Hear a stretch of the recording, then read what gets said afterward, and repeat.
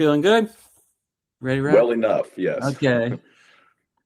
All right. You're listening to NYC Radio Live. David Ellenbogen here. Thrilled to have another chance to speak with Preston Lauterbach, fantastic author and scholar who, I don't know if it was completely intentional, but you seem to really have stumbled upon the real road to rock and roll, as your book is called, The Chitlin Circuit and the Road to Rock and Roll. That's it, man. Well, it was not intentional, from the beginning. When I pitched the project, I was focused just on the Chitlin Circuit as an entity, having heard about it from, B.B. King, James Brown, Ray Charles, Little Richard, all these great artists from the 40s and 50s. I figured there's a good story there. I didn't know exactly what it entailed, but as I got into the research and was listening through the music and really was in that place and time and seeing how things evolved, it dawned on me at one point. I was like, wait a minute, this is the development of rock and roll. That's just one of those things that happens in the life of a project where if you go into it open-minded and doing as much as you can with the material, then it's going to tell you some interesting things. Yeah, and the book starts out in a very unexpected way. I mean, you track down this guy, is Sax Carey, is that how you pronounce his last name? Sax Carey, yeah. Yeah, Sax Carey, and he's kind of got this recording studio, and I guess it's his home as well, and it's kind of. Yeah, he was living in a broke down trailer by the side of the freeway outside of Tampa, Florida, and so there was a little community there. He wasn't isolated. There were other people around. He had friends right there, but it was definitely rough going for him at that point. Musicians tend not to have retirement plans, and so he ended up in this trailer, but still had his recording studio, electric keyboard, a couple electric guitars. And it kind of reminded me of some of my friends' rooms as a teenager, and getting high and covering up the windows and like trying to make sure that nobody's mom finds out, like it was that kind of vibe. He had all the windows covered, and he would sleep when he felt like it, make music the rest of the time, and that was his life at that point. But he was such a terrific person and a great historical figure in that he witnessed and participated in so much interesting activity that, just wasn't lived for the history books. People were spontaneously kind of making it up as they went along at that point. But he happened to be on hand for the beginnings of the Chitlin Circuit in a big way. Yeah. And I love this sentence so much that you wrote. You basically you're at. He's a big guy, and you're at a all-you-can-eat buffet, which you describe as full of seniors and prolific eaters. Yes. And he brings up Sam Phillips, and you mentioned that Sam is dead, and a bunch of other people.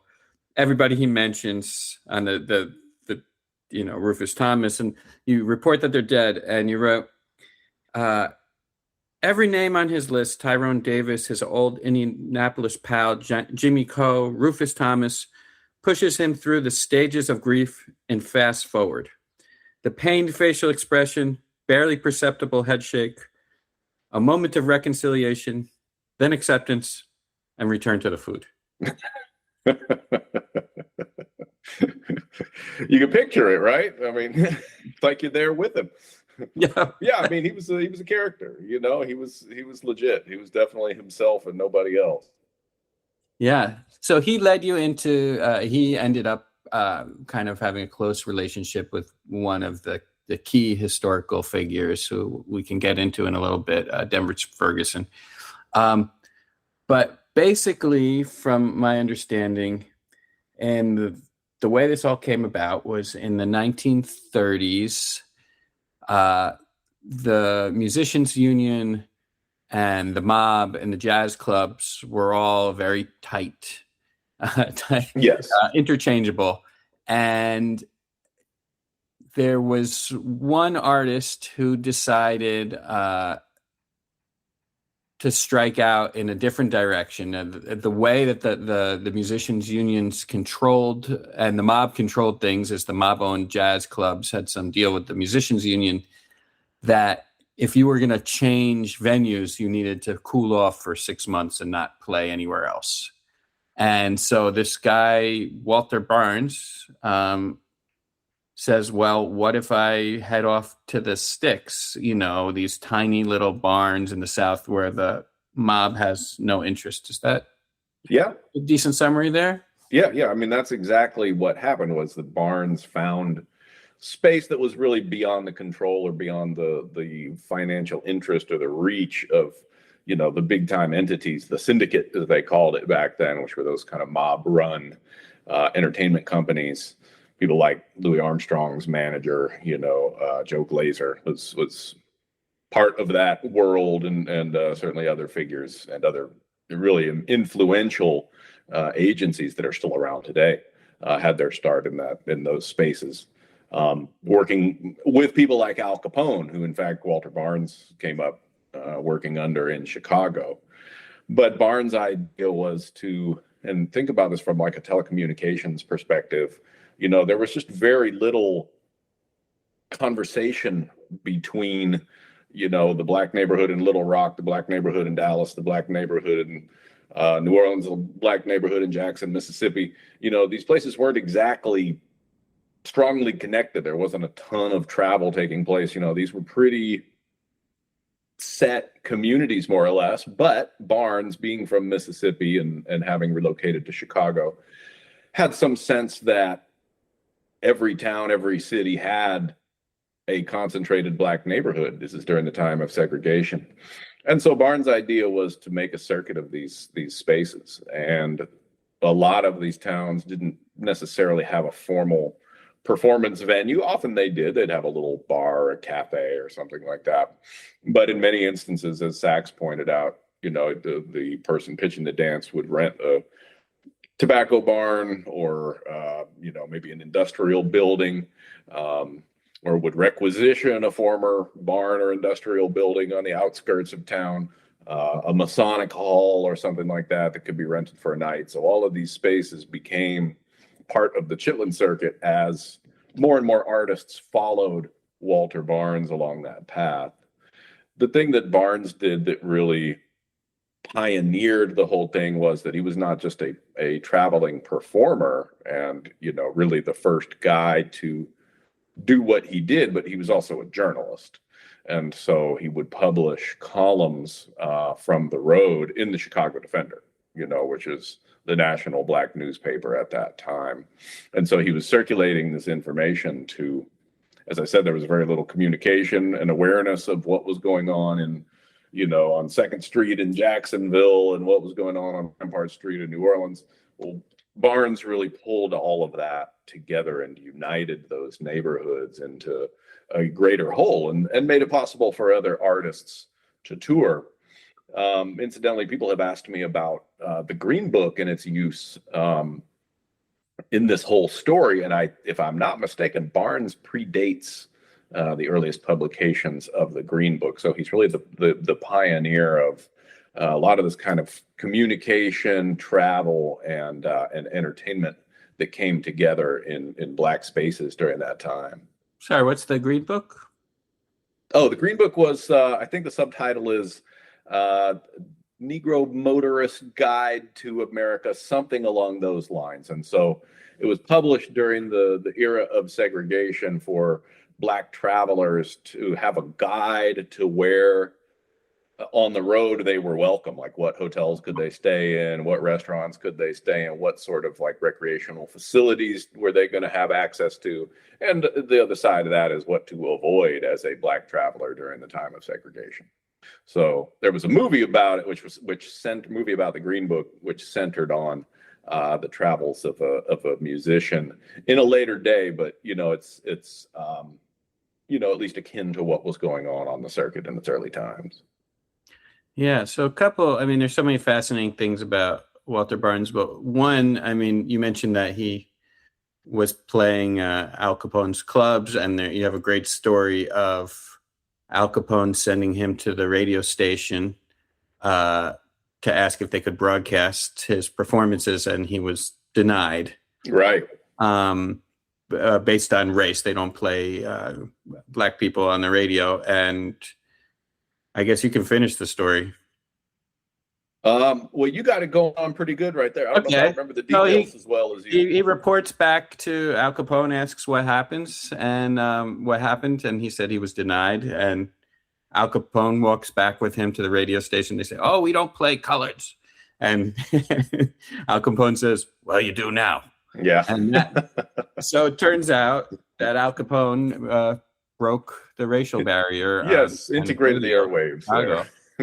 And that would be in the 30s, I guess. And I think it was in the late 20s. Late 20s. I think so, yeah. Mm-hmm. So, and the other thing that Walter Barnes does, as you said, he's a journalist. He gives this kind of flair, and he writes with a romance about every town. So any place in the middle of, Louisiana that might not even have any traffic lights, he'll remark on their main street, which he calls the stroll, and he gives he hyped all these places up, mm-hmm. and made them sound, and they, not to say that they weren't, but he was definitely very positive and made everything sound very vibrant and attractive, and promoted black businesses along the way. Talked about where the best barber shop was, where you could get the best fried catfish. I mean, he touched on all areas of life. And was he the midget maestro, or that was someone else? Well, that was a nickname that somebody else in the Chicago Defender referred to him as. But yeah, I think he was more like, short of stature, but not necessarily a quote unquote midget. I think it was more just kind of like, one of those kind of nicknames where they rip on him a little bit. Okay, so Walter Barnes, and he actually put out an advertisement in or maybe it's in his column. He said that he was looking for anybody in, basically any potential promoter who wanted to bring music of the extremely highest quality. And by the way, these are orchestras right. that they're bringing to these places, which you describe, or someone else says you were lucky if they had running water. Right. No, that's what Sax Cherry said. So Sax really filled in a lot of the details of what these places were like. But yeah, Barnes' whole idea was to bring an aura of sophistication to even these out of the way places in Black America. And so he, as you said, I mean, he led a big band, 12 to 15 pieces. And they played orchestral jazz. They played Duke Ellington type swing back during that time. And so, he wanted to exude elegance and an upscale aura, and he wanted people to feel that too and to participate in that. But yeah, that was definitely a part of the Barnes mystique. Yeah. So he kind of, thanks to doing all this outreach, and he's extremely successful. I mean, it's definitely in his own telling, but I think in others as well, that he seemed untouched by the Great Depression, and yeah. And again, like what he did was somewhat depression proof in that he was happy to travel, practically daily to get from one place to another. The admissions he was charging were pretty reasonable. I mean, it was between 15 cents on up to 35 cents or something like that. I mean, it was never like people had to break the bank to go see the show. And that's part of the economic ethos of the Chitlin Circuit that a lot of other performers have commented on. They're not trying to like sit back and wait to be offered $1 million a night. They'd rather go work for $300 a night, $400 a night, and work steadily rather than hoping to strike it rich in one deal. It was really all about that constant income and that constant movement. So then the next character that really emerges as an impresario of this Chitlin circuit is Denver Ferguson. and he's up in Indianapolis, and he is absolutely running the show. He's got a numbers racket where he has a printing press that he comes up with the idea of baseball cards. People can fill out their baseball scores, but there's actually how they put in their numbers. People. Yeah, they're bet. And so it's kind of like the pick 3 lottery or the pick 5 lottery. It's the exact same principle, but it operated underground and illegally instead of by the state. So Ferguson operated the numbers racket in Indianapolis. And from what I could tell, he introduced the whole concept there. And of course, part of that, being able to operate that type of an enterprise, was bribing police and city officials. And so he did so, but I mean, he operated at the exact same address for decades. And in looking at the research over the years, I could tell that at times there were raids on gambling, probably to appease some sort of public sentiment, and Ferguson would have to go along with it and get arrested and bailed out and charged. And he never really, until the end of his life, and got into tax trouble like all the gangsters do, never really had major legal issues. It was all very theatrical, because he generated a lot of money and spread that money around intelligently in order to allow himself to flourish. But somewhere he got the idea, what happens with all of these hustlers throughout time is that they have to do something with their cash. And a lot of the people, say, going back to Robert Church on Beale Street in the 19th century on up to Denver Ferguson, a lot of people who were dealing in sin, I think, had a sense of balance about using those proceeds to build legitimate entities and to support their communities. And Ferguson was absolutely of that type. So he opened up a bunch of businesses, including a nightclub. So that got him into the entertainment business. And from there, he started meeting some of the artists who were touring, and got the idea that he was going to start a talent agency and sign all of these artists who needed business support and needed touring support in order to do what they were doing out on the road. And so right towards the end of 1941, within a couple of days of the Pearl Harbor attack, Ferguson founded the Ferguson Brothers Agency, which was the first Black-owned, major national talent agency to operate. And Sax Carey was there at that time, and so he was able to explain a lot of the inner workings of how Ferguson operated things. And then, like Walter Barnes, I think probably following his example, the Ferguson agency worked the press and worked the media. And so they were always planting stories about their various artists. They were always kind of upscaling the material around, who their artists were, what their artists were up to, the amount of luxury that they were bathing in, and all this. And so Ferguson, well, one thing that was really interesting that Sax Carey told me was, in taking this Walter Barnes circuit to the next level, Ferguson sent his runners out, like he would send his numbers runners out, to collect the bets and money. Well, he sent runners out to the various Black neighborhoods and made contacts with the owner of the local barbershop, the owner of the local beauty parlor, the owner of the local soul food cafe, and made these people into his promoters. And so he was able to install the entertainment business, the Chitlin Circuit, in all of these places that didn't really have that kind of infrastructure in any kind of way. He just took what was already there and used, the way that people socialized back then on the stroll to Black Main Street was people hung around in the barbershop, people hung around in the tavern. And so these social hubs were really the hubs of Chitlin Circuit advertising and marketing as the circuit spread, and Ferguson sent more and more artists out there. Yeah, just to show the level of the mechanics and what a hustler Denver Ferguson was. I mean, when he was generating this cash, running his, illegal lottery, his numbers. To avoid suspicion, he invested in a taxi cab company so that people could flag down. It looked like they're flagging down taxis, but they're actually buying lottery tickets. And you wrote that within 20 square blocks, he had 200 people working for him. So, I mean, he was really the big boss. And as you said, flush with cash. And he was using that printing press.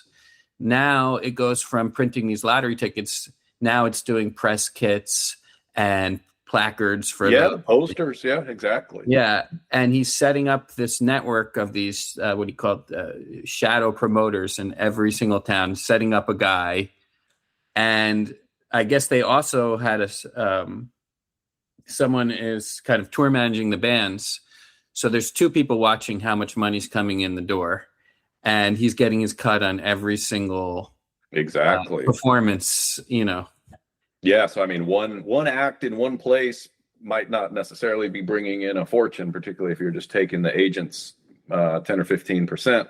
But if you've got 10 of those out and they're out every single night, it's you're taking that constant revenue stream that one artist is living on and multiplying it. So he was definitely an intelligent businessman, a businessman of scale. I mean, he understood, even if you're just going to be bringing in some nickels here and some nickels there, it adds up. And that's very much the numbers game, economics. These are cheap bets. It's people betting a nickel, people betting a dime. They're not these huge FanDuel bets that are going on today, where people are dropping millions of dollars. I mean, it's a much smaller scale of economic activity, but then the person who's at the very top, it tends to add up for them. Yeah, I used to work in a stationery store that sold lottery tickets, and I was in high school, I think, and what I learned from that was the whole community, they all played the 3 and the 4 numbers. Yeah. And the thing about the 3 numbers is if a lot of people play, which they do, just about every day you're going to meet somebody who won, because the odds are 1 in 1,000, and a lot of people play 20, 25 numbers. Yeah. Someone's going to win every day. And even though you're winning $500 on a 1 in $1,000 bet, 1 in 1,000 chance, for some people, it seems like an investment. I mean, one guy told me that was the only way that people could get over. And because again, these are people who are laboring in segregation, don't have the access to the better educational and economic opportunities that exist in America at that time. There's not a lot of opportunities to hit it big in any kind of way. And so playing the numbers, trying to win that lottery, was something that everybody was involved in. And there are certainly reports of the drawings being rigged and that sort of thing. But people believed it. Enough people won, enough people bet, and enough people won that it was a money-making venture at the top, and then at the grassroots level with all the customers, everybody knew somebody, or everybody's number had come in, or everybody knew somebody's number had come in. So people believed in the game, and people played it religiously, and not just, I mean, all over Black America. I mean, it was a huge deal. And you speak about the 3-digit combinations. I mean, there was a whole industry devoted to dream books and discerning like what symbol in your dream equated to which number you should play. There were tons of dream books that were published on a regular basis. There were tons of fortune tellers who could help divine your number and decide what you should play. And of course, people had their own superstitions and their own digits that they would play repeatedly until they hit. I mean, it was a whole culture that was going on all over the place. Huge numbers seen in New York at the time, going back to, I guess, Stephanie St. Clair in Harlem, Bumpy Johnson, Dutch Schultz. I mean, all of those early era gangsters were all numbers fueled, before more lucrative things like narcotics really came into play. Or Uncle Sam took over the racket. That too, of course. Yeah. Or in New York, I mean, once things became really profitable, the five families got interested. But, that's another story. Yeah. So Anyway, so Denver Ferguson's got this kind of, the machine is working. And one other thing on the point of the operate, what you're saying about limited opportunities, it's like a guy like Denver Ferguson, if he had been born under different circumstances, he could have been a Henry Ford or something like this. But no doubt about it. And you wrote that someone said about him, I believe, he'd rather make $100 crooked than $1,000 straight. And yes. I also think it was him whose father was the biggest landowner in an area, in a white area, and I think in Kentucky. Yeah, and he was, and his grandfather or great grandfather had been born in slavery, but so his father had written on his, I don't know if it was written on his tombstone, but it was his expression that when I die, bury me face down so the world can kiss my ass. Exactly. So these guys, and he's buried. I went to his gravesite. I mean, they're buried on top of the highest hill that's overlooking their town in Kentucky. So he wanted that symbolism. He wanted people to have to look up to him even in death. Wow. So yeah, I mean it's that. That's Denver's mindset. That's what he was born with.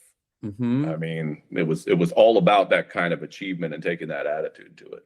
So yeah, and then musically, as you're saying, and it's so surprising to me. I mean, there's not a ton of recordings I could find of Walter Barnes, but like you said, it's that kind of early big band jazz with like a banjo in it. Almost has a John Philip Sousa feel, like it's got some Dixieland flavor to it. Yep. But then when the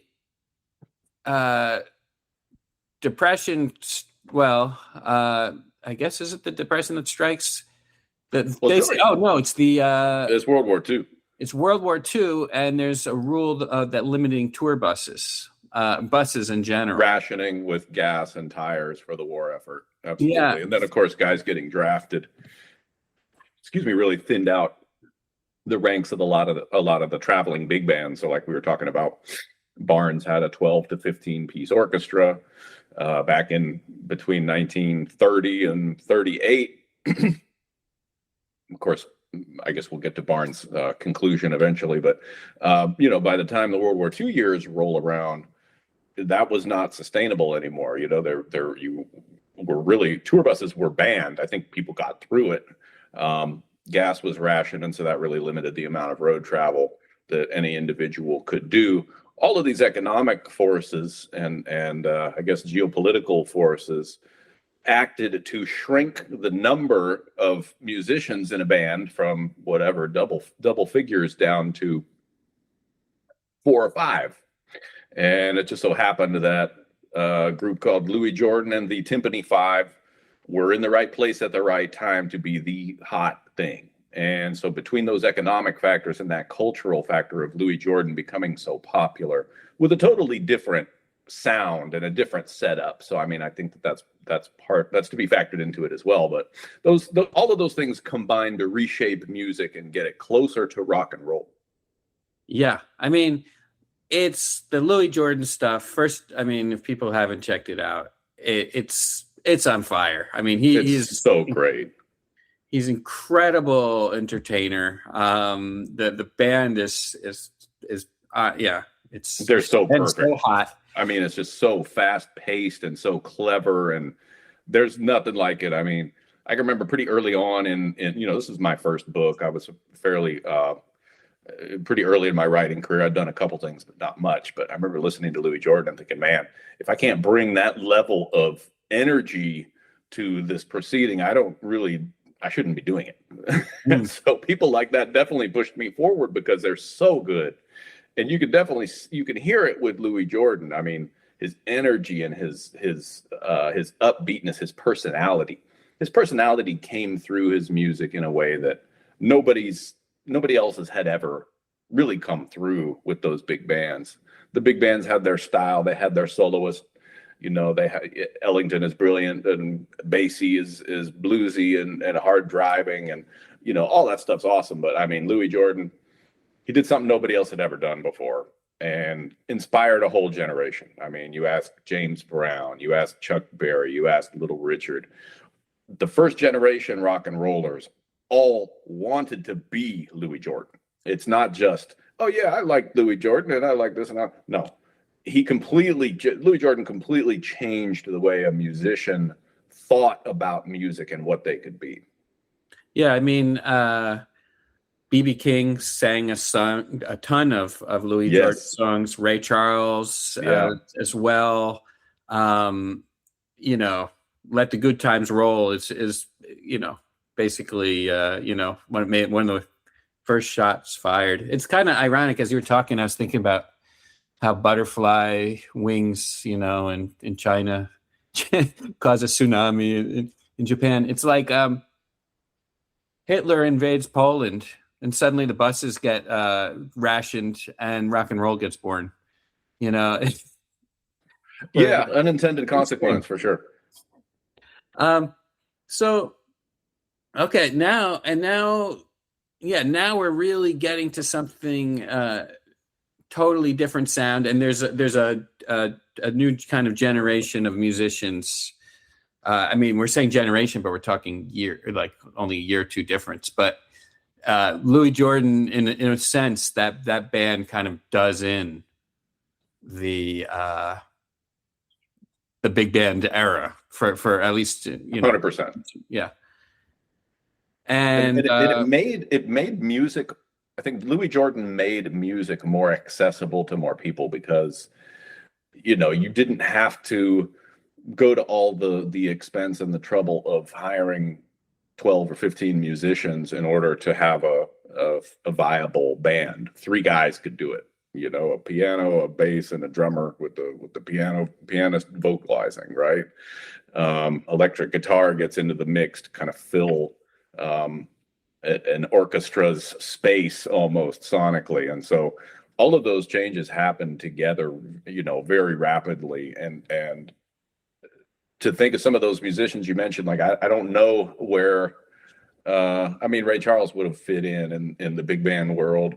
B.B. King did a lot of big band stuff, but I mean, James Brown, I don't know where James Brown's fitting in a big band world.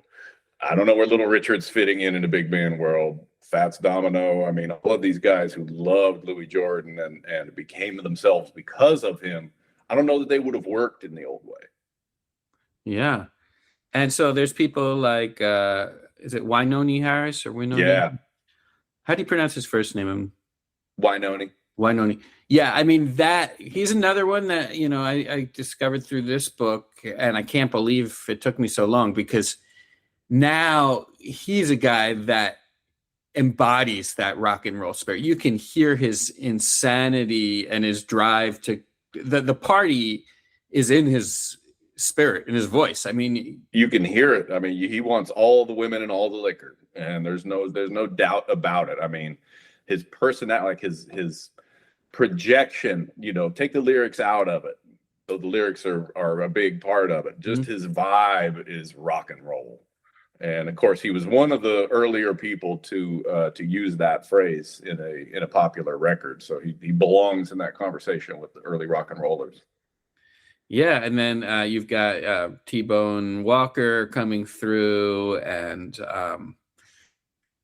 Roy Brown, who's another one I didn't really know much about, but boy. Well, when you talk about, again, so the couple of years that followed the Louis Jordan inspired evolution in Black music led to, you know, like I said, different artists coming to the forefront than had been there before. And Roy Brown was a vocalist who was born in New Orleans and was working around Galveston. In fact, he was working in a whorehouse, and this place, I guess, sponsored 15 minutes on the radio every day, like a lot of joints did. And so he came up with a jingle for this joint that he was going to sing on their broadcast in order to advertise them, and came up with a song that came to be known as "Good Rockin' Tonight."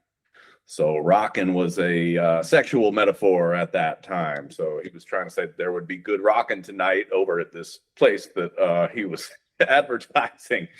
Well, that blows up in 1946, 1947 as an R&B single.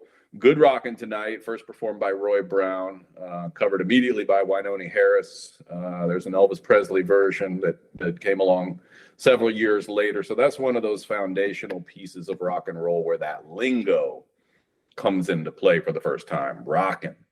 And it became, I think less of like it was still a sexual metaphor, don't get me wrong, but it got repeated so much, it became so popular that it did take on a little bit of extra meaning from just a sexual metaphor into the whole lifestyle that boozing that you hear in Wynonie Harris's voice. I mean, the partying that Roy Brown was all about. Again, that's a different step from what Louis Jordan was singing about and becoming popular with just a few years before. So these evolutions are happening on top of each other very quickly. Yeah, you do some research and, pointing out that this term rock, it'd been around, even Duke Ellington maybe used it in the 20s or 30s. Yes. And then around that time, it starts getting picked up in kind of the black music press about people talking about the place joint was rocking or whatever. Right. Yeah. And we're talking about the 43 or something like that around then. But it's really with Roy Brown, that was the first time that it all came together it's not just music that sounds like rock, because you can find that anywhere. You can find that in some jug bands in the 20s or something like that. But it's both the music and the term, kind of, and the atmosphere. It's all coming together. The whole thing, you're evoking a whole new vibe. And so the terminology, the sound, the style, it all came together and really became a massive trend in black music by 1947. And I guess if we're talking around that time, a couple things are happening. One, the jukeboxes are starting to get distributed all over the place. So that's having an influence on how music is getting distributed. But also, there's the radio station in Memphis. WDIA, right? Yep. And that station, I think in your other book, the Elvis, before Elvis, you kind of tell a great story of how a couple guys after the war showed up, black soldiers, likely, you assume they're soldiers because they were let in and respected enough to talk to the DJ and said, "Why don't you play our music?" And the guy said, "All right." And they broke the color line. They played it, and there's an instant response. And within a year or so, WDIA is the first all-black music station. Right, and so those are two different phenomena that happened right about at the same time. So WDIA introduced the first all-black format, which is all-black on-air talent, all-black musical programming in 48, 49. The story that you're referring to happened at WLAC over in Nashville, which had the 50,000 watt transmitter. And so when they started playing R&B, and again, to make the distinction, it was not an all-black format. It was I think it was a CBS affiliate. Thus, they had the massive, the blowtorch tower there. So they're mostly just doing network over-the-air programming, but then they've also got a couple of DJs who are spinning records. And as you said, some guys went in and persuaded a DJ by the name of Gene Nobles to play some R&B records, like what we're talking about, Wynonie Harris, and Bull Moose Jackson was an artist who some of those early DJs liked to play. And so this broadcast that music to a huge swath of the country. I mean, they were getting mail. That's how they got their feedback back during that time, is that they would get letters from people who listened to the radio and would want to make requests or, play more of this or what was that. And so they got mail from Canada, from the Bahamas, from Texas. I mean, so they knew that they were really doing something. And they hadn't gotten any kind of listener feedback from the CBS programming that they were airing. So, I mean, it was really this huge awakening for them to say, oh my God, we have this huge reach with this broadcast tower, and this is what the people are responding to. And so that was a big moment for black music. And you combine that with WDIA switching to the all black format, and you can see that there's some real major economic power behind black music for the first time. Yeah, and of course, one of those people listening is a young Elvis is hearing all this. Yep. And one of the DJs, kind of like the next generation Walter Barnes, one of these young guys can hype up his little shows, and that's B.B. King. So he gets his start exactly. As a radio DJ, and then wherever he's playing, he can abuse his his reach and promote that. And right. And I mean, a lot of these guys like BB, who was broadcasting around 1950, they wouldn't get paid, if anything, wouldn't get paid much, if anything, for their 15-minute time slot. They just traded it for the ability to say, I'm going to be performing tonight at this joint over in Hopscotch, Arkansas. Y'all come on. And so that was the value of broadcasting. And again, it helped to carry the artist forward and to make some money. I mean, that was what this all gets back to. The Chitlin Circuit, if it hadn't been profitable, who knows what would have happened. Yeah, it's like I remember in Ray Charles's autobiography, and he says people are saying, I've been accused of selling out. And he says, selling out, like I'm in the music business. Like that's the whole point. The do re mi, as they say. Yeah, no doubt about it. Yeah. I mean, none of this activity exists. The black record business doesn't exist if it's not profitable. And don't blame me for capitalism. It's a huge part of this. Yeah. So, okay. And so now, we've got this Wynonie Harris and some major figures are starting to emerge now in the 50s, late 40s. One of the most colorful characters is, I guess he called him Richard Penniman was his name. And that's his given name. Yeah. That was his given name. And Macon, Georgia. Yeah. And boy. Also known as Princess Lavon in her early days. Yep.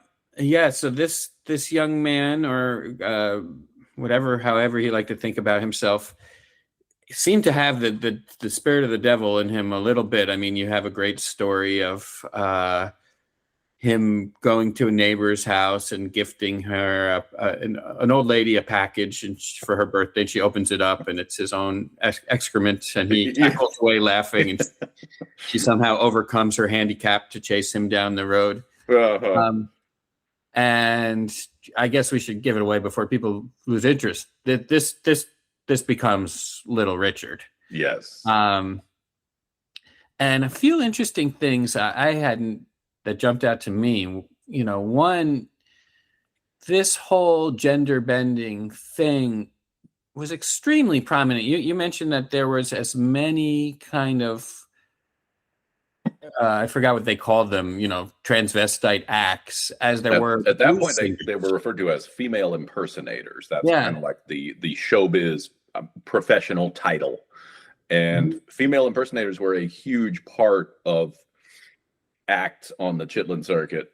That is a little bit of what Little Richard did in his early days, performing as Princess Lavon in a ball gown. A huge part of the entertainment style down in New Orleans, as you can imagine. Doing research in Memphis, I heard about one famous female impersonator there who went by the name of Peaches. And, this was long before my research was long before the current discussion revolving around gender and identity. And I was very struck by how cool everybody was. People really appreciated the talent of these individuals and their participation in the community.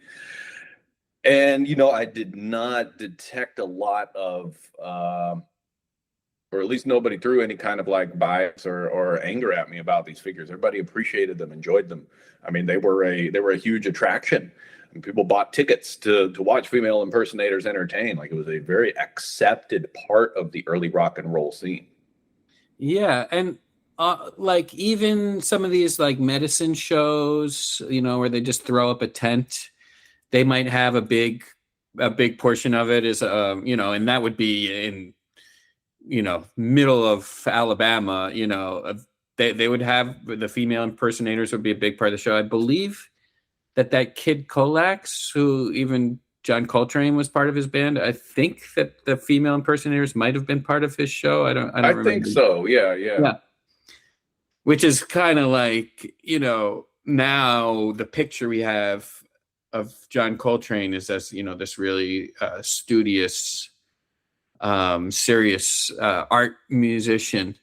But he was down there in those places where the people where in his band, people were standing on top of the piano and they were, going all out for entertainment. Like we said, female impersonators dancing, and he enjoyed it.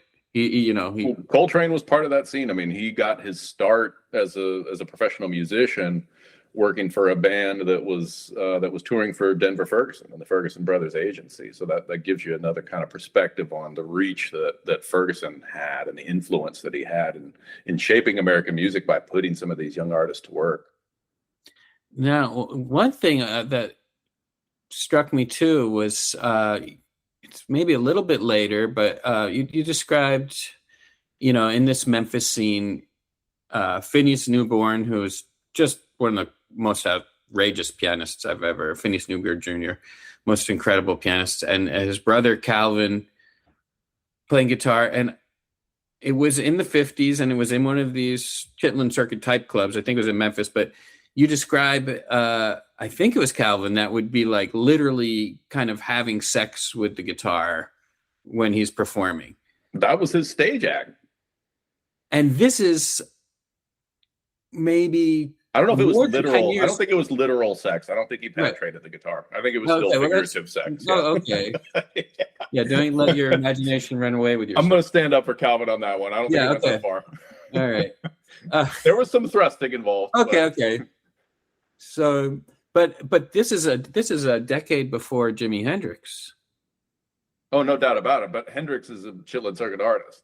Yeah, so, I know that's the crazy thing, right? There's an evolution to all of this. That type of showmanship is what people had to do in order to bring the crowd out. That's what people wanted to see, whether it was female impersonation or, copulation or something like it, or all that kind of showmanship evolved on the circuit in order to please the crowd and to excite people. And so there's definitely cultural connections between trans entertainment and the stuff that Hendrix was doing. These all of these evolutions are taking place in the same world. Hendrix was drinking from the same water that Elvis was drinking from. Yeah. And that's really, it's really interesting because, someone like T-Bone Walker, who now we might hear Stormy Monday, and he was picking with his teeth, and flinging the rig behind his head. All of those Hendrix-style tricks are physically described in accounts of T-Bone performing in 1946. Yeah. And when he did it in London in 1967 in front of the Stones and the Beatles, they were like frozen, they had seen nothing like it, and they started reconsidering everything they were all about, because and that's the same dynamic that Elvis brought to American television. Elvis had seen Calvin Newborn figuratively making love to his instrument and popping his hips, and he saw the type of reaction that got from the crowd. And so that's what Elvis did when he was performing on TV. The level of awareness, did he know that the millions of viewers of the Dorsey Brothers TV show had never seen that before? Did he know that? Probably not. He's just doing something that was fun and was cool and that made the girls scream, right? But the real dynamic is that, just like the Beatles are blown away by Hendrix 10 years later because they'd never seen anything like it, all the people sitting in their suburban living rooms watching the Ed Sullivan Show or the Dorsey Brothers show, Milton Berle, Well, they had never seen black entertainment. They'd never been to the Flamingo Room on Beale Street the way that Elvis had. And so, these artists who have access to these different audiences are really the ones who break the music big. Yeah, and Elvis didn't just witness. I mean, he actually, Phineas Newborn's father, Phineas Newborn Sr., actually invited him to sit in. So he was really kind of embraced and welcomed. And for getting to a different one of your book, but he would go to the Integrated Black Church every Sunday, and that's Right. where he got and Yeah. a lot of his mannerisms and Absolutely, yeah. And we've kind of shifted from the Chitlin Circuit to before Elvis, but I think it's culturally there's continuity there, because you're talking about these dynamics of how the culture evolves and how it gets to where it eventually got. And Elvis is an agent of crossover, in that as a young man, he was not only listening to B.B. King on WDIA and Little Junior Parker on WDIA and the Spirit of Memphis Gospel Quartet. He was going to the Flamingo Room and watching the entertainers do things that most entertainers didn't do, that he had never seen before, and probably sitting in with them, if the accounts are to be, or there are several accounts of Elvis performing with a black band in the Flamingo Room, the Newborn Family Band, around the time of his first recording. I don't know if it was directly before or a month later or whatever, but in the very early days of Elvis putting his sound together. There's one of my favorite, I think, points to make about early Elvis comes from that perspective, and it was Calvin Newborn saying that what Phineas Newborn Sr. did for Elvis was to give him that rock and roll beat, was to get him on rhythm by playing what they called the shuffle, that hard Memphis backbeat on Elvis while Elvis was singing. And it's interesting to listen to the Elvis vanity recordings that he did for his mother in 1953 and early 1954. The beat's not there. And it might just be that he's strumming a guitar and just singing a ballad. But it also might be that he had not really developed that trick yet.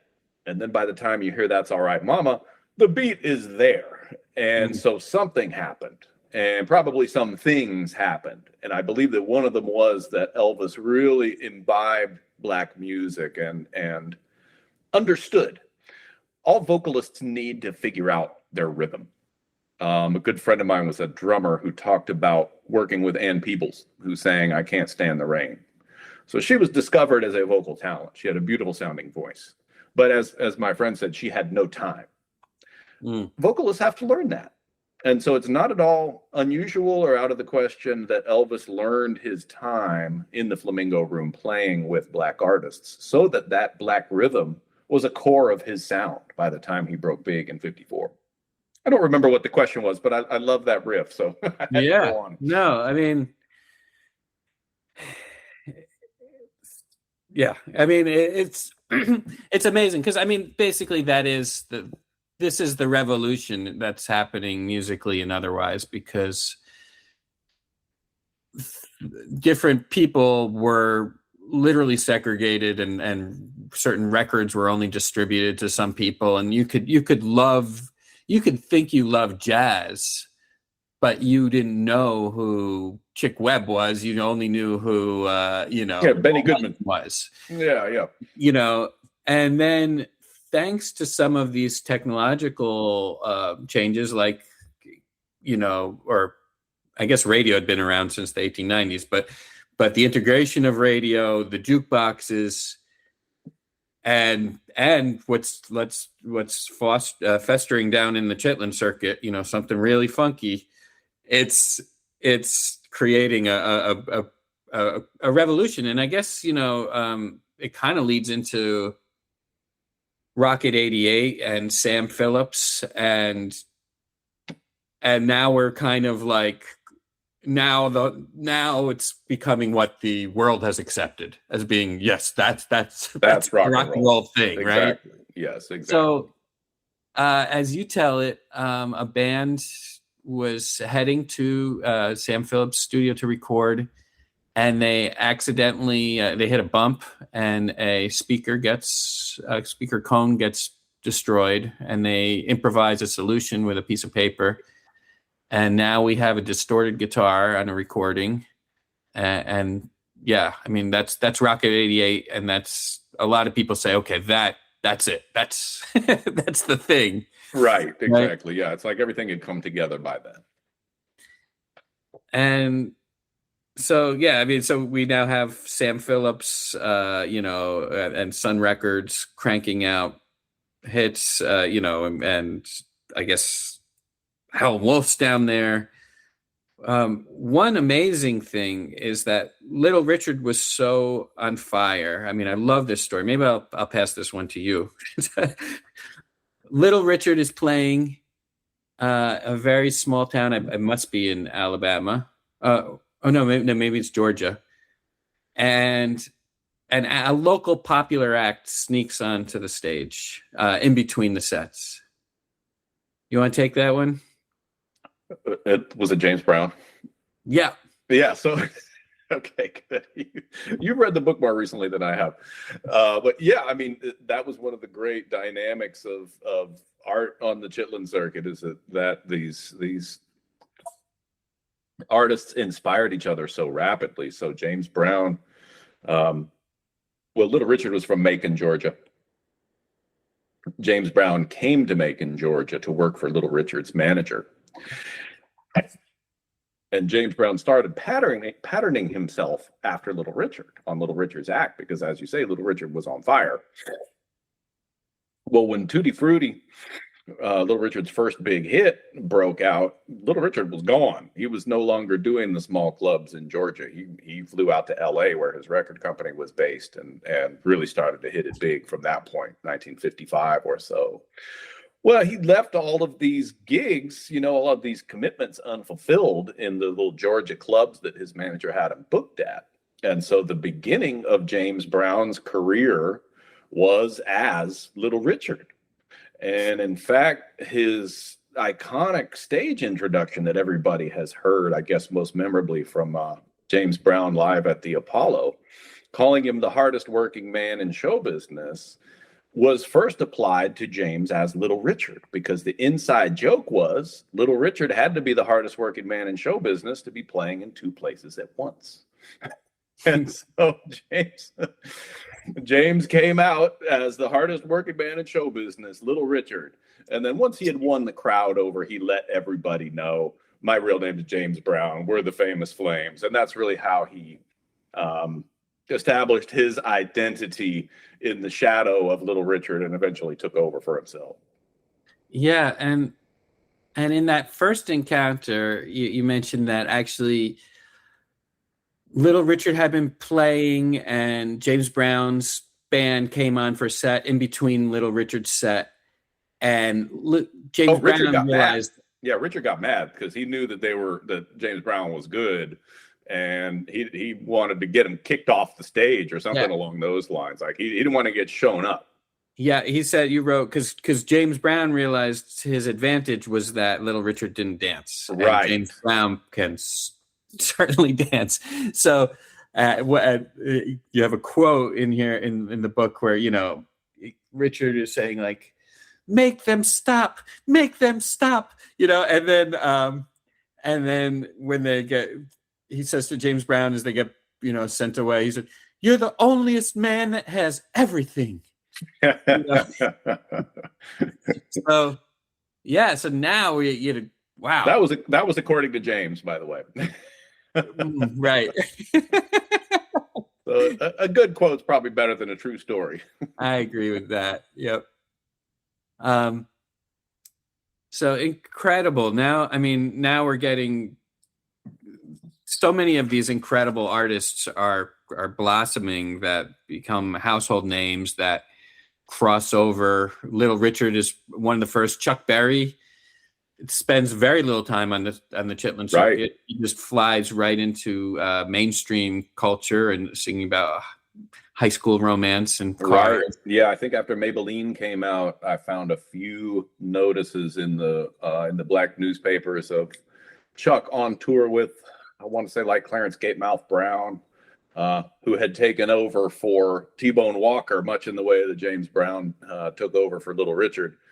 But yeah, Chuck was not a strictly black audience act for very long, just probably a handful of weeks, which certainly speaks to, I think his mass appeal and the audience for his music, but then also his ability to break through in the way that, I guess, other than Fats Domino, no or few black artists had done in pop and rock and roll.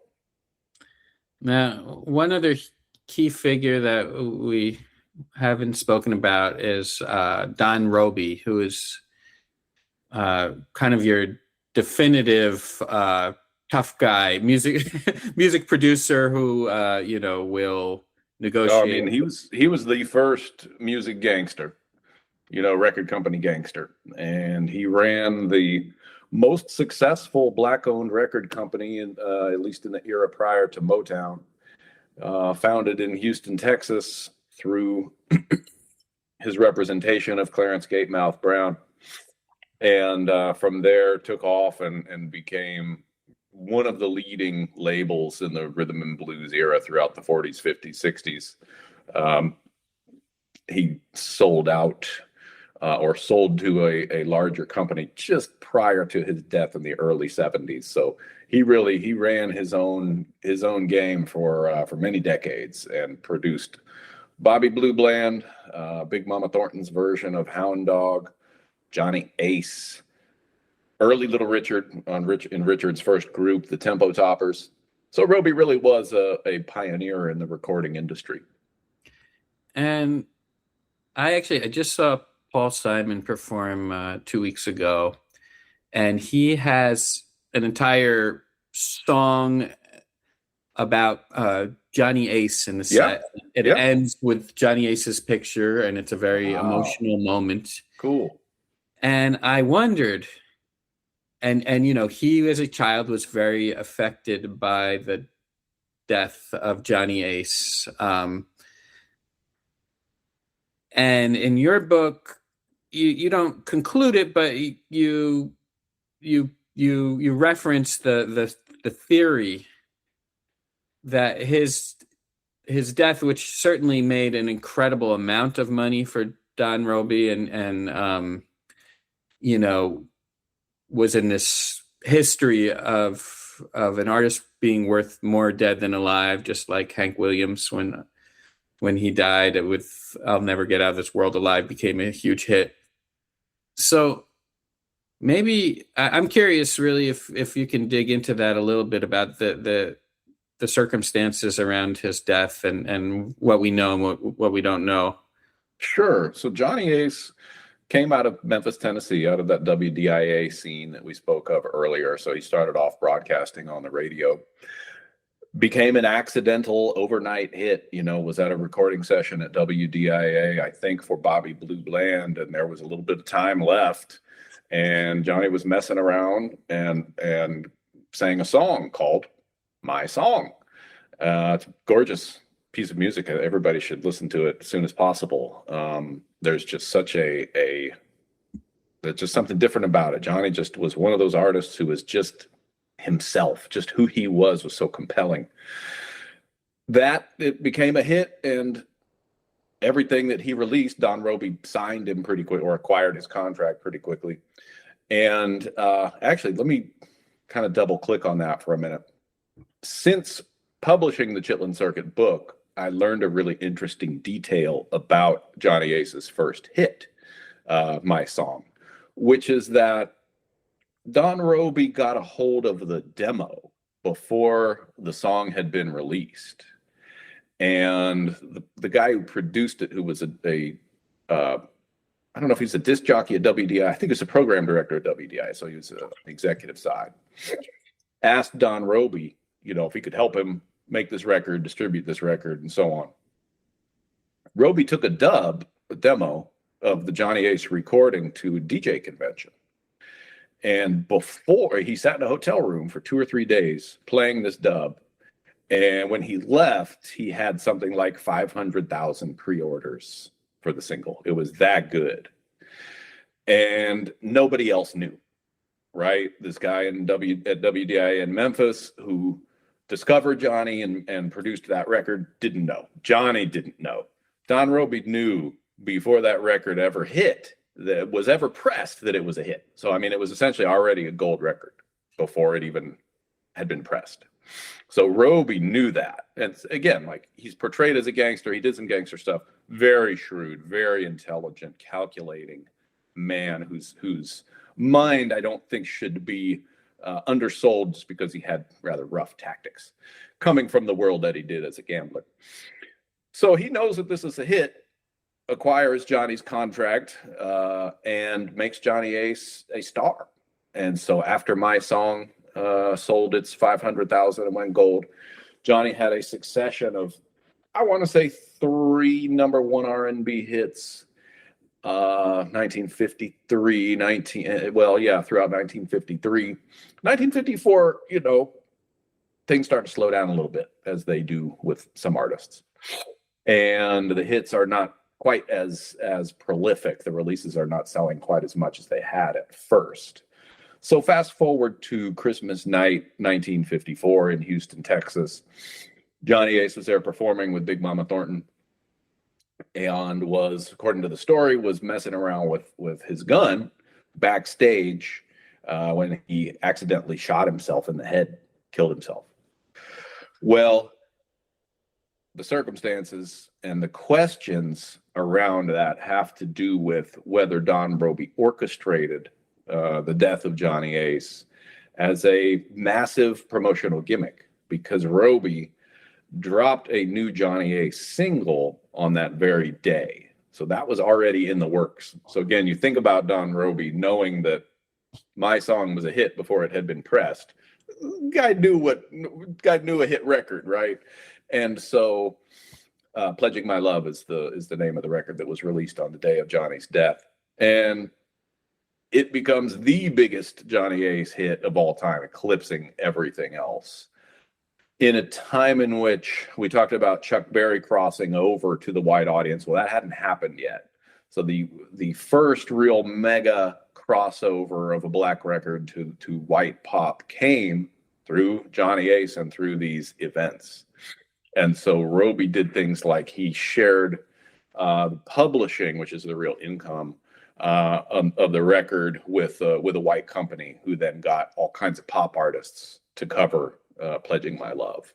So, I mean, the composition, whether Johnny's version or Louis Armstrong's version or Teresa Brewer's version, was a huge moneymaker. And you just have to wonder, well, would it have been without this tragic event? Of course not. The tragedy absolutely took the interest in that record, in that song, to a place it would not have otherwise gotten to. I know people who worked with Roby and who, Sax Carey, as a matter of fact, who you brought up earlier, and who are just kind of like, well, yeah, of course he did that. That's Roby. That's what he did. Who are just nonchalant about it, And Roby didn't really shy from these kinds of from that kind of energy. I mean, he sort of liked for people to be intimidated. He liked to have that toughness around him, and so he didn't really back down from it. He would just kind of smirk when people brought it up. So he did not deny it. Again, that doesn't mean he did it. He had his reasons to magnify that kind of reputation and mystique around himself. But in the end, it's a huge mystery. The official record is that Johnny accidentally killed himself, and there are rumors with various, justifications and reasonings to say that Roby might have had a hand in it. it. Yeah, no, it's fascinating. And he did jump right into action with elaborately Right. staging and having photographs of the funeral, and kept adding All fuel that. and fire to really exploit that. And as you said, he would say something like, the only thing he feels bad about was that he had to give refunds on the 3,000 tickets that night. So Yes. so we basically, Which again could be Roby just being campy and playing it up. I have no idea. right. I don't want to take that as an admission of guilt, but I did talk to a lot of people about this. Big Mama Mhm. Thornton, of course, witnessed this, and to bridge from the Chitlin Circuit book to the Before Elvis book. When I was researching the Before Elvis book, I started to look at, because Big Mama Thornton's one of the key characters in that, having done Hound Dog before Elvis did. And so I started to look at her involvement in that crime more, or in that incident more. And her story changed. I think the details are in the book, and we should probably best leave them there. Again, what does that mean? It's not in and of itself guilt, but it's something that you look at and consider if you're really seriously investigating what happened. And I would just say that from the Big Mama Thornton perspective, there is definitely some smoke there.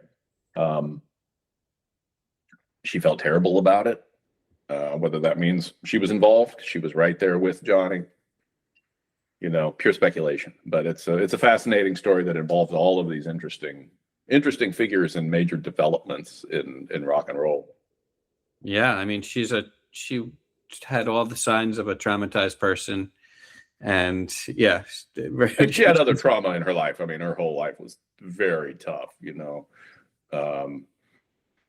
And you mentioned Paul Simon. There's a great legacy. Johnny Ace, that death affected so many people. There's one of my favorites, surprisingly enough, covers of Johnny Ace comes from David Allan Coe, who does just a beautiful version of Pledging My Love that he leads off with a narration about how he was incarcerated at the time at the Ohio Boys Farm when he heard the news. And Coe tells a legendary version of those events, of the events of Johnny Ace's death in his version. And so there's just like myth spinning out of all the other stuff that's going on. So it's a crazy story, and all of the offshoots of it are really fascinating. But I'm glad Paul Simon's still into it. That means something to me.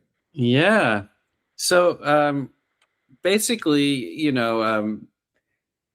now through Johnny Ace and Little Richard's Tutti Frutti, which we should mention is basically a gay sex anthem, kind of very similar to how you go to stadiums and they're singing Queen songs, So, well, it's like I've never thought about "We Will Rock You" that way, but yeah. Well, yeah. It's getting back to the original version of Rockin', right?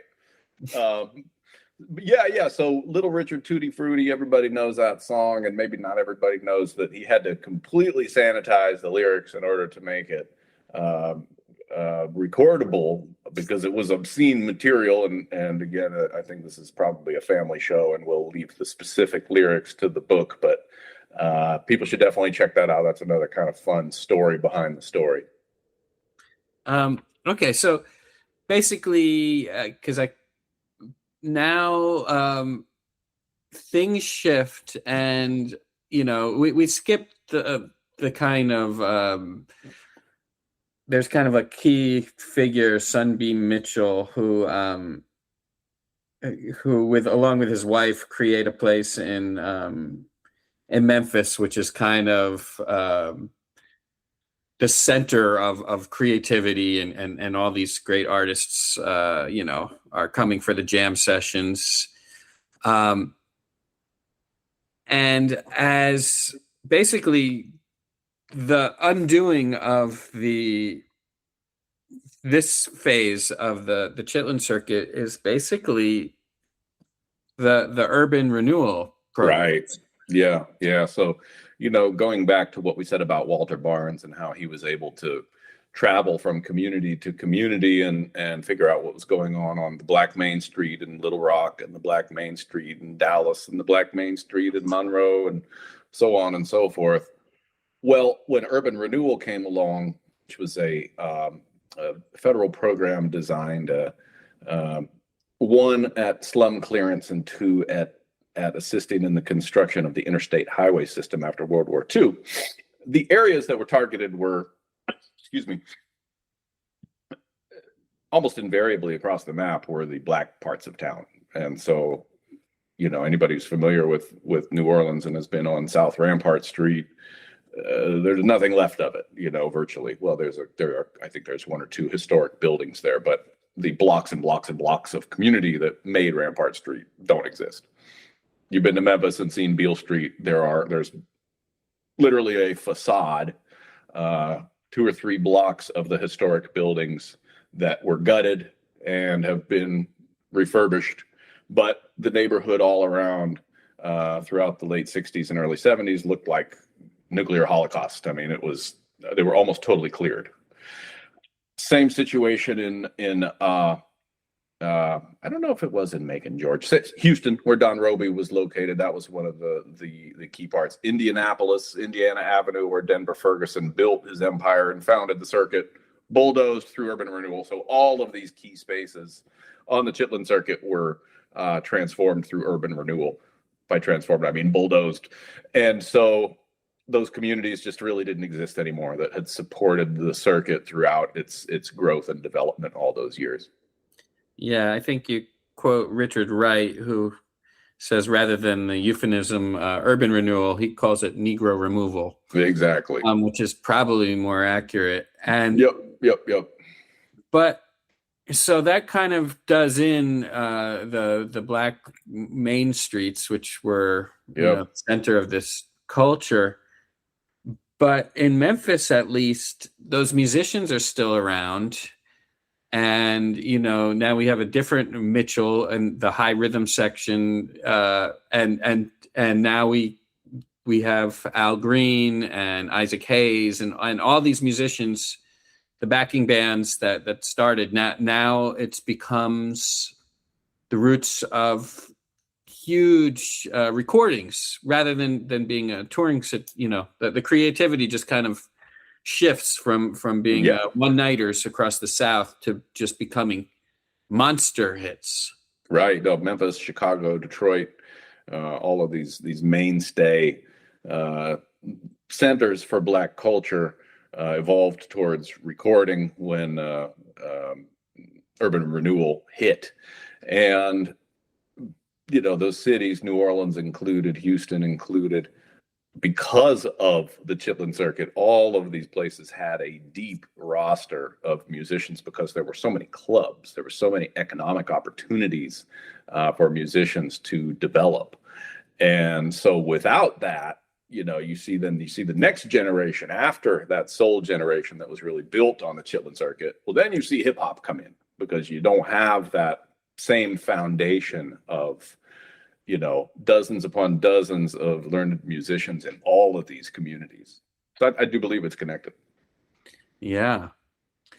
Wow. So it's wasn't easy. There's so many fascinating characters. I mean, somewhere I wrote down like the names, like just these guys' names: Fat Jack Howard and Tuffy Mitchell, and such. It's colorful, everybody had such strong identity out there. It's fascinating. Hardface, there's a guy named Hardface. Yeah. Willie Two Sweets was one of my favorites. A lot of interesting characters, a lot of colorful characters, and Harold Hardface Clanton, Bumps Blackwell was another. Yeah, and that tells you something. I mean, and of course that's still prevalent in Black culture, but that does kind of give you some vibe for what the neighborhood culture was like, that everybody comes up with a nickname for somebody. Yeah.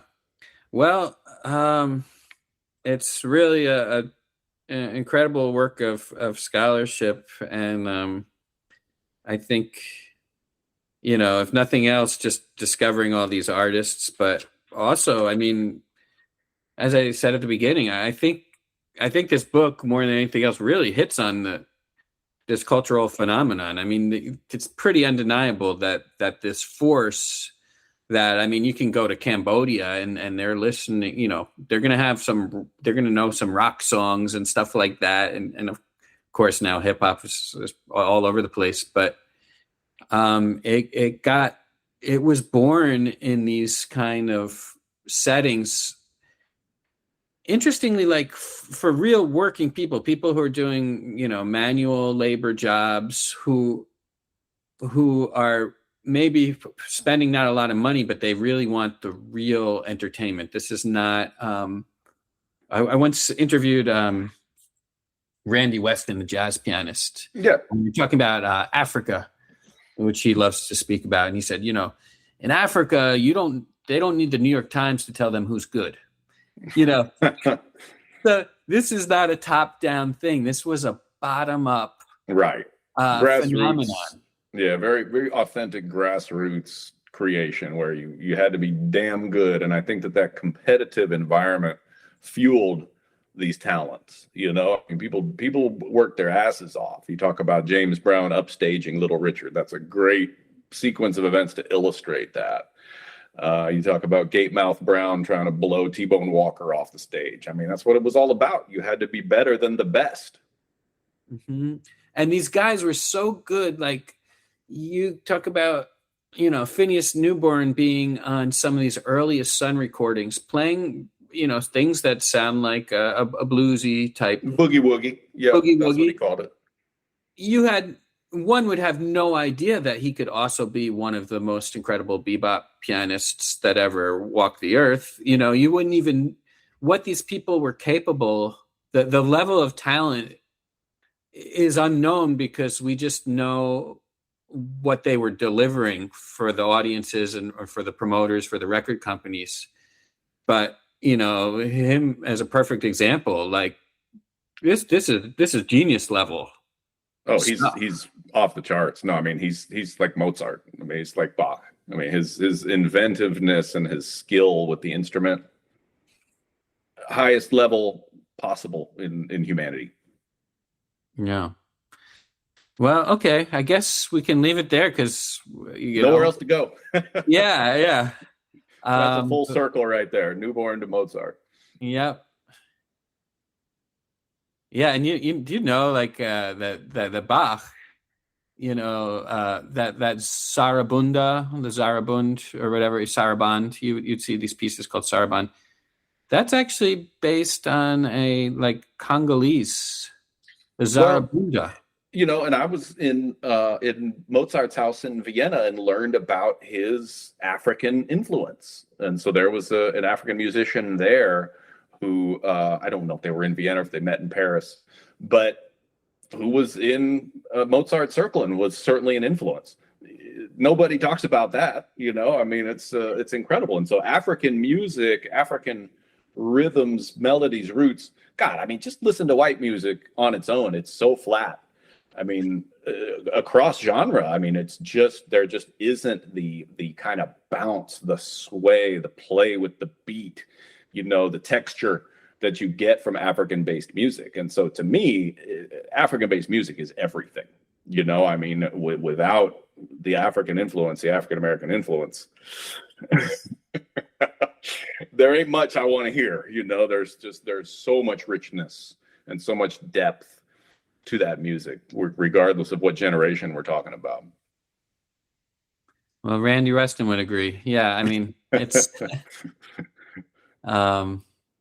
yeah, well, yeah. Thanks for writing a great book. Thanks for bringing it to life. Thanks for kind of giving some of these unknown characters their due. I mean, we wouldn't be where we are if it wasn't for the Denver Fergusons and the Sunbeam Mitchells and And well, thank you for giving this unknown character some due. I appreciate it, man. We don't get near enough money, respect, appreciation. But yeah, I'll take an hour and a half conversation with a knowledgeable person over just about anything.